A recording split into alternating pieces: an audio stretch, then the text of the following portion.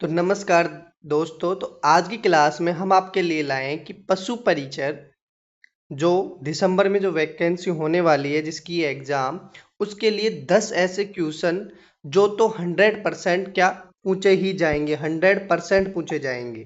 ठीक है, ये क्वेश्चन है जो 100% पूछे जाएंगे।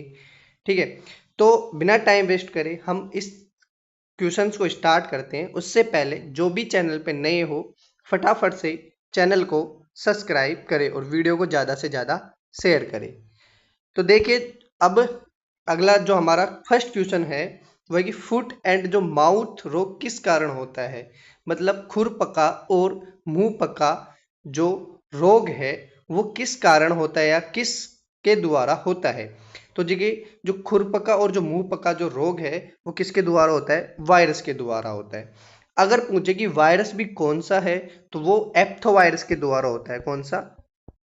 एप्थो वायरस के द्वारा होता है। ठीक है, अगला है क्वेश्चन नंबर 2 कि सबसे ज्यादा वसा की मात्रा भैंस की किस नस्ल में होती है।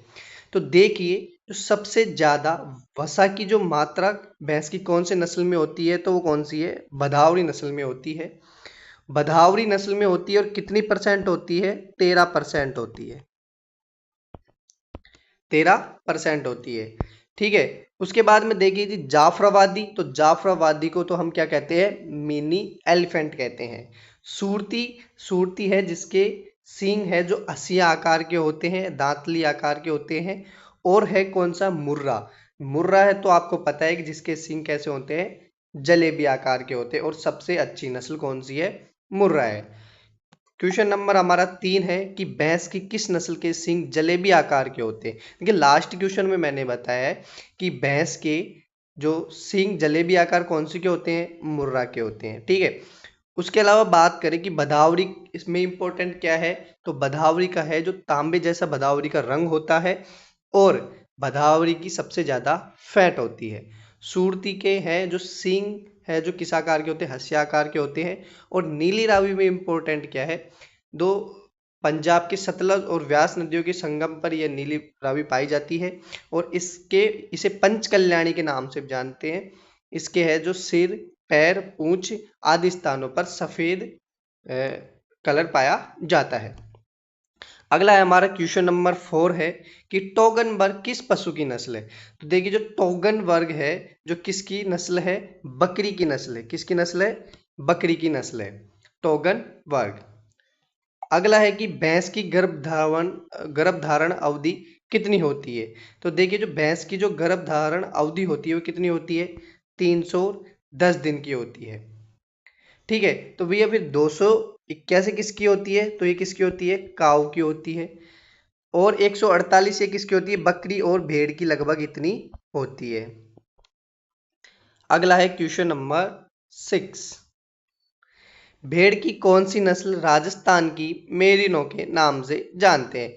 तो भेड़ की जो मेरिनो नस्ल है वो तो खाएं स्पेन में पाई जाती है, कौन सी है, मेरिनो हो गई।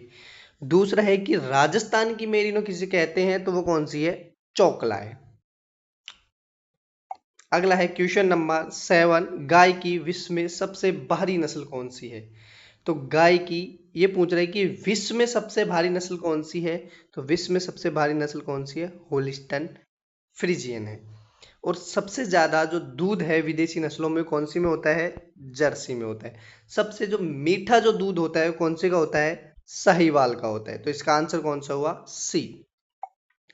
अगला है क्वेश्चन नंबर 8, उत्तर भारत में भैंस की सबसे अधिक दूध देने वाली नस्ल कौन सी है।